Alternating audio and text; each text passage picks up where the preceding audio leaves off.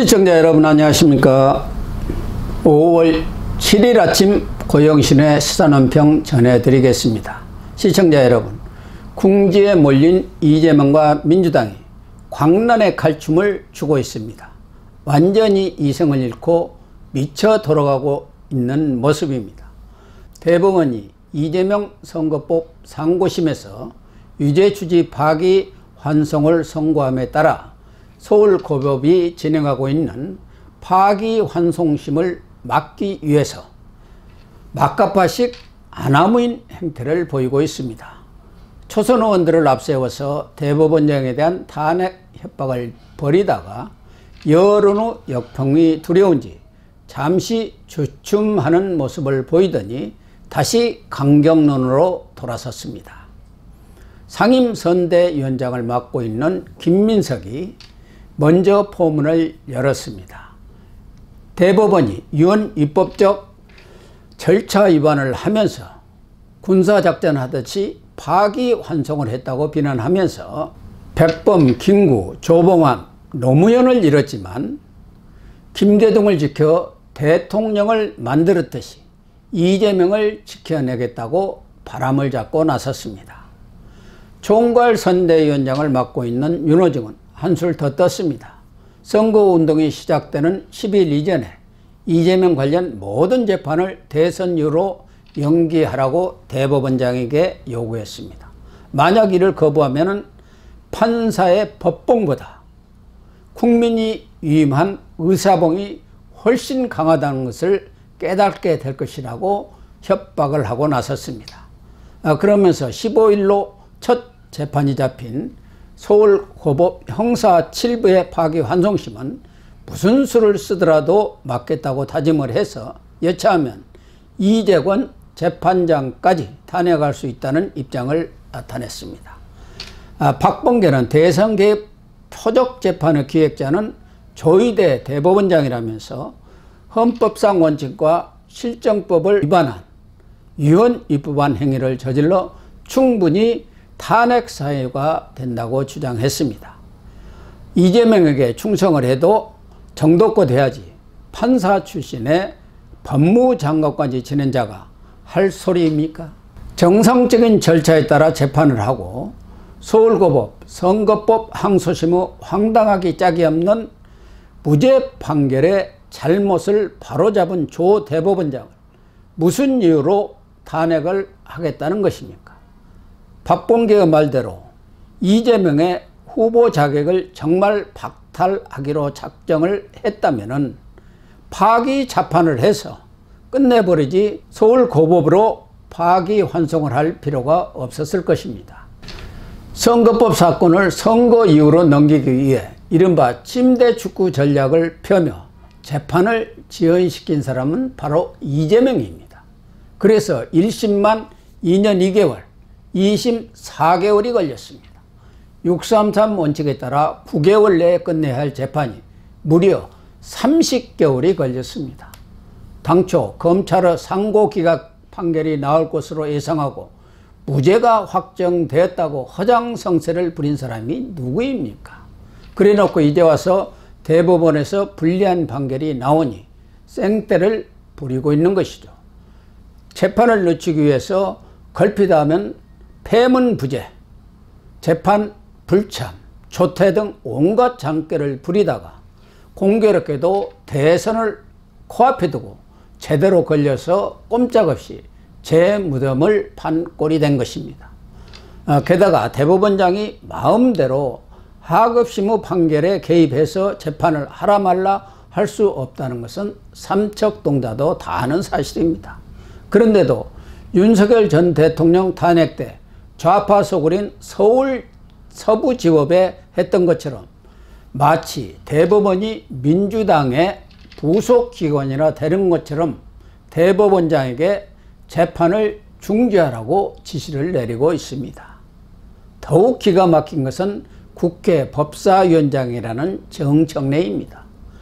당 밖에 호맨이로 불리는 김어준 유튜브 방송에 출연해서 대통령도 2번이나 탄핵했는데 대법원장이 뭐라고 하면서 사법구태타에 가담한 판사 전원을 탄핵해버리겠다고 그건을 서슴지 않았습니다. 권력에 취해서 눈에 뵈는 것이 없다고 해야 하나요? 일개 법사위원장이 대법원장을 우습게 하려고 국민들이 권력을 위임한 게 아니지 않습니까? 사법부가 쿠데타를 일으킨 것이 아니라 거대 야당이 사법부에 대해 쿠데타를 일으키고 있는 것입니다. 물론 이런 일을 벌이는 배우는 이재명입니다. 지금 이재명은 당과는 거리를 두는 척 하면서 전국을 돌아다니면서 사실상 사전선거운동을 벌이고 있습니다.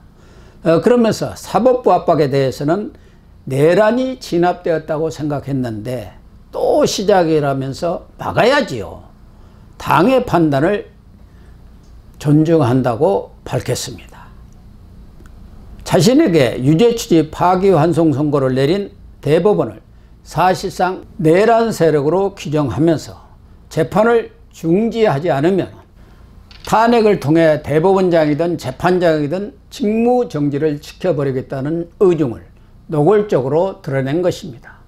이재명과 당 지도부가 짜고 치는 고스톱을 하고 있지만 그런다고 조희대 대법원장을 이길 수는 없다고 생각합니다. 우선 조 대법원장이 정치권의 협박에 절대 굴복할 사람이 아니라는 것입니다. 조 대법원장은 대법관 시절에도 소수 의견을 가장 많이 낸 정통 강골 판사 외교를 걸어왔고 철저한 원칙주의자라는 정평이 난 분입니다. 조 대법원장이 무릎을 꿇는다면 법치의 최후 보루가 무너지는 것은 물론 우리 민주주의가 붕괴 위기를 맞습니다. 조 대법원장이 그걸 모를 리가 없지 않겠습니까? 또한 사법부 분위기도 판사들이 부글부글 끓고 있다고 합니다. 이재명과 민주당의 사법부 협박과 재판 개입 행태는 대선을 앞두고 있는 정치 현실을 감안하더라도 도를 넘었다는 의견이 지배적입니다. 거대 야당이 다수석을 앞세워 행정부를 압박하는 차원을 넘어서 사법부 수장까지 날려버리겠다는 것은 입법권의 남용이자 권력 분립 자체를 무시하는 처사가 아닐 수 없습니다. 따라서 법원 내 기류로 볼 때 재판은 계속될 것이고 민주당이 시한으로 정한 12일까지 재판 중지 결정이 나올 가능성은 전무합니다. 조 대법원장 또한 정광석화처럼 파기환송을 선언하면서 이후에 전개될 상황을 감안해 파기환송심 선고와 재상고 이후 로드맵까지 마련했다는 것이 사법부 내에서 흘러나오고 있는 관측입니다. 무엇보다 이재명과 민주당이 겁박을 하고 있는 대법원장과 대법관 그리고 고법재판부에 대한 탄핵이 실제 이루어질 수 있을까요? 공포탄에 그칠 뿐 실제 감행은 어렵다고 봅니다. 대선을 코앞에 두고 있는 시점에서 그런 악수를 감행한다면 여론이 뒷받침해 줘야 합니다. 우리 국민들이 그걸 용납하겠습니까? 당장 중앙일보가 갤럽에 의뢰해 3일과 4일 이틀간 실시한 여론조사에서 파기환송심 판결이 잘 되었다는 응답이 46%로 잘못되었다는 응답 42%보다 높게 나왔습니다.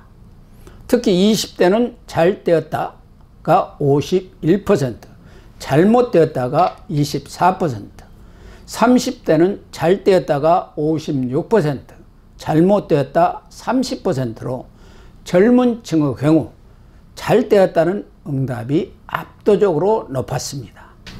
1, 2% 차로 승부가 갈리는 대선전에서 4%는 엄청난 격차입니다. 이재명이 지난 2020년 대선에서도 당시 윤석열 후보에게 2030 젊은층 득표에 밀려서 패했습니다. 이런 판국에 국민들의 존경을 받고 있는 대법원장을 탄핵하는 것은 대선을 포기하기로 작정하지 않는 한 할 수 없는 일입니다. 어떻게 민주주의가 무너지는가라는 명제를 쓴 하버드대 스티븐 레비츠키, 데니얼 지브레 두 교수는 독재자가 벌이는 첫 번째 작업은 가장 먼저 비협조적인 판사를 쫓아내는 일이고 다음으로 대법관 수를 늘려 그 자리를 친정부 법관으로 채우는 것이라고 지적했습니다. 지금 이재명과 민주당이 하려고 하는 일과 너무 똑같지 않습니까? 만약 이재명이 집권을 한다면 어떤 가공할 일이 벌어질지 불을 보듯 뻔합니다. 당장 1호 법안으로 형사소송법을 고쳐서 이재명 관련 재판을 몽땅 중지시키고 이미 예고한 각종 법안들을 통과시켜서 사법부를 장악, 길들이기에 나설 것입니다. 입법, 행정, 사법을 한 손 안에 들어준 짜르, 황제가 탄생하는 것입니다. 현명한 우리 국민들이 이번 대선에서 투표를 통해 그런 일은 막아야 합니다. 방송 마치겠습니다. 시청해 주셔서 감사합니다.